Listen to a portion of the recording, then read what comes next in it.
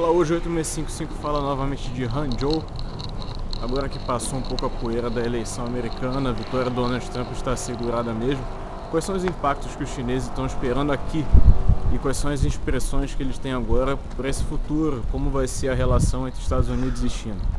Passada agora a eleição, a pergunta que fica é exatamente quem vai governar, né? A gente já tem uma ideia agora, logo após a eleição, dos primeiros comentários que o novo presidente fez a respeito de uma linha que ele seguiria, né?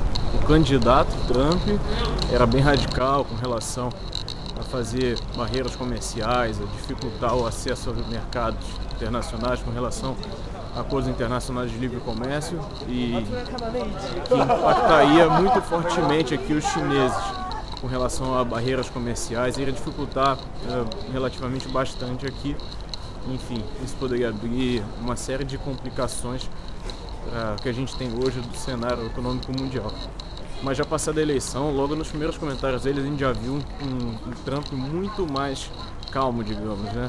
Com relação, desde a questão de direitos humanos, com relação aos mexicanos, em que na verdade o tal muro não seria um muro, mas apenas muro em certa parte, uma cerca em outra.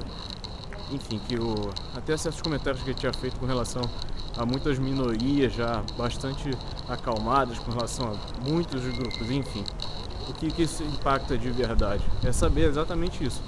Quem vai governar? O candidato Trump mais radical ou esse novo presidente mais conciliador, assim, que não é tão radical assim? Essa é a questão. Os chineses, eles têm uma preferência sempre por uma questão de manter o status quo, né? Os chineses são aversos a muitas mudanças.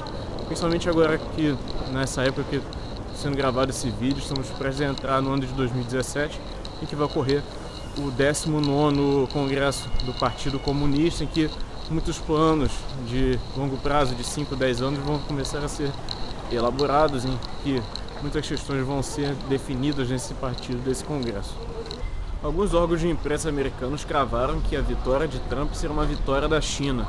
Uma vitória da China no sentido em que, se o Trump for Trump candidato, em que disse que, no caso, os Estados Unidos perderia o interesse em manter essas relações de tratados de comércio com muitos países ou regiões, como da Ásia e da América Latina, isso abriria espaço para os chineses assumirem essa posição, em que, enfim, até inclusive acordos como o Tratado do Transpacífico, que a China ficou de fora, que incluía os Estados Unidos, o Japão e vários outros países, e alguns no nosso setor da América do Sul também.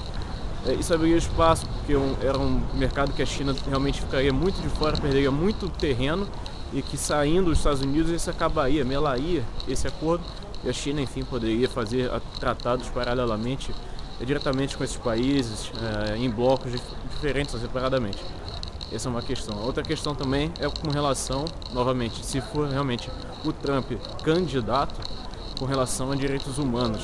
E isso é uma coisa que o Trump candidato teria deixado nas suas entrelinhas, que não se importa muito, então que os Estados Unidos devem realmente tratar só dos seus problemas internos, em que questões de minorias de fora, questões políticas de outros países ou religiosas não seriam tratados muito perto dos Estados Unidos, inclusive com relação a guerras, enfim, os Estados Unidos entraria talvez aí em prováveis conflitos no futuro. E isso, para o lado dos chineses, é interessante. Se você for ver em relação, por exemplo, à parte de direitos humanos, enfim, com relação a Hong Kong, que é uma coisa importante, o pessoal de Hong Kong de repente perderia terreno.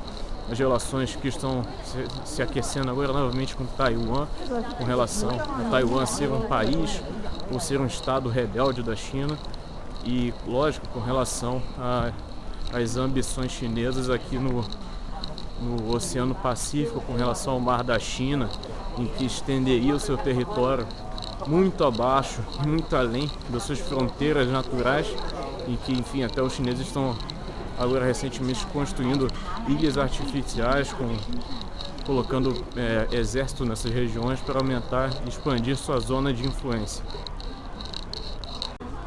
Com relação, lógico, a outros países aqui da região, estendendo um pouco aqui, né, o nosso limite só de China, mas países como o Japão seriam impactados muito fortemente. Japão, Filipinas, Malásia, são países em que tem relações de tratado dos Estados Unidos com relação não só à economia, mas também em exercícios militares, inclusive a presença de tropas americanas aqui que fazem, enfim, a segurança desses países com relação a possíveis conflitos. Uma saída dos americanos, por exemplo, abriria um espaço perigoso, deixaria, no caso, o espaço aberto, e isso aumentaria a influência dos chineses e preocuparia, causaria um pouco de preocupação aqui com a região. O impacto disso para o Brasil é importante, claro. Se as relações se manterem como estão, enfim, podemos ter uma certa previsibilidade com relação ao futuro brasileiro, já que os Estados Unidos não têm realmente tido um interesse crescente em desenvolver as relações comerciais com os brasileiros, apenas uma manutenção do que tem hoje do cenário. Já com os chineses, quem sabe, se, por exemplo, os americanos resolverem realmente saírem ou acabar com certos tratados, isso pode impactar o Brasil no sentido que o custo para a produção irá aumentar no mundo. De repente, fábricas ou as cadeias mundiais de produção terão que mudar de posicionamento com relação ao custo realmente de dinheiro para investimentos, pode mudar. E isso pode gerar uma guerra cambial.